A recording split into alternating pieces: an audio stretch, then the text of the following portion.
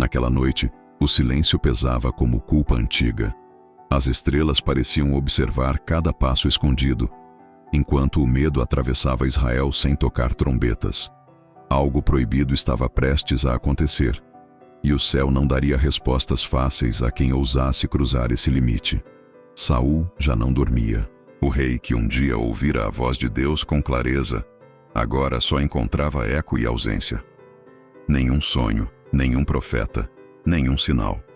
Quando o céu se cala, o desespero começa a sussurrar caminhos que antes pareciam impensáveis. Ele sabia da lei que havia imposto, sabia do erro que estava prestes a cometer. Mesmo assim, o medo falou mais alto. Quando a autoridade perde a fé, ela procura atalhos e quase sempre escolhe os mais escuros. A feiticeira de Endor vivia à margem, sobrevivendo no silêncio e no segredo. Não era poder que a mantinha viva, mas invisibilidade. Onde a luz não alcança, o medo aprende a respirar. E ali ela existia, longe dos olhos do rei. Quando Saul chegou disfarçado, trouxe consigo um peso que nenhuma capa escondia. Não era apenas um homem, era um trono rachado, uma alma cansada, um governante que já sabia que algo havia se perdido para sempre. Ela desconfiou, não por sabedoria espiritual, mas por instinto.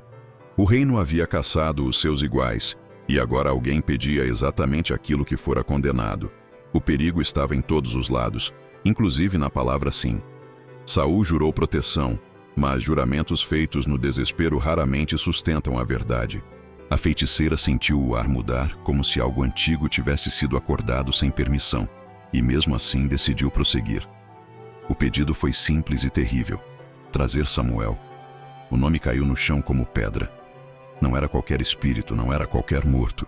Era o profeta que havia ungido e rejeitado aquele mesmo rei.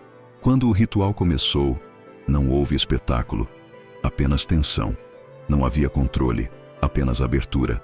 E quando a visão surgiu, não foi a feiticeira quem comandou o momento, foi o próprio susto que a fez gritar.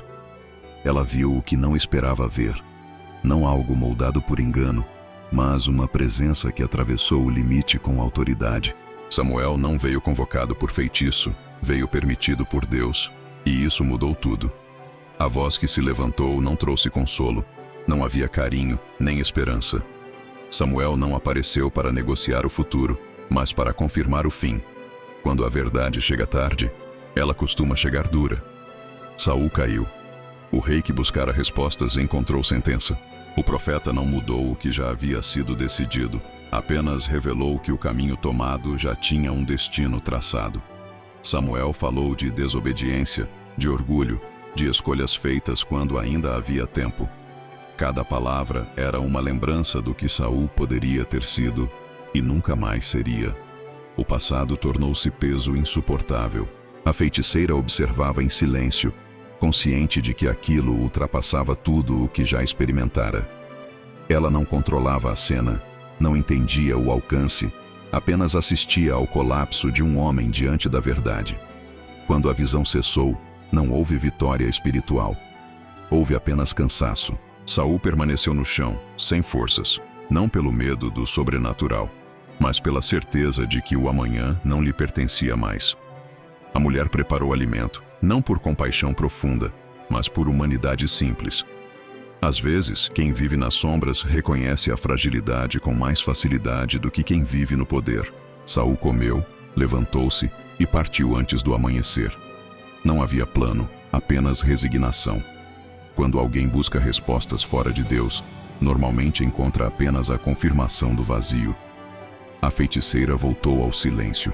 Ela não ganhou glória, não ganhou poder, não ganhou redenção. Apenas carregou o peso de ter presenciado algo que não se conta com facilidade. Essa história não fala sobre magia, fala sobre ausência. Sobre o que acontece quando a voz de Deus é ignorada tantas vezes que o silêncio se torna definitivo. Saul não caiu por consultar uma feiticeira, mas chegou até ela porque já havia caído por dentro. O erro final apenas revelou um coração que havia se afastado muito antes. Há momentos em que Deus permite a verdade mais dura, não para destruir, mas para encerrar ciclos. Samuel não voltou para salvar Saul, Voltou para fechar a porta que ele mesmo deixou-se fechar.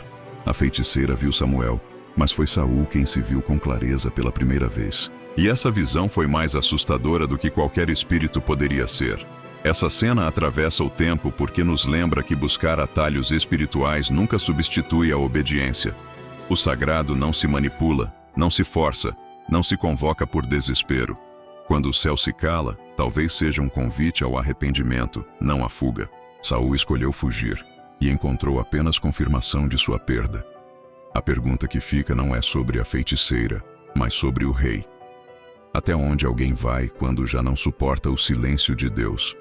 E você, quando não encontra respostas, para onde corre? Para a luz que confronta ou para a sombra que apenas confirma o medo?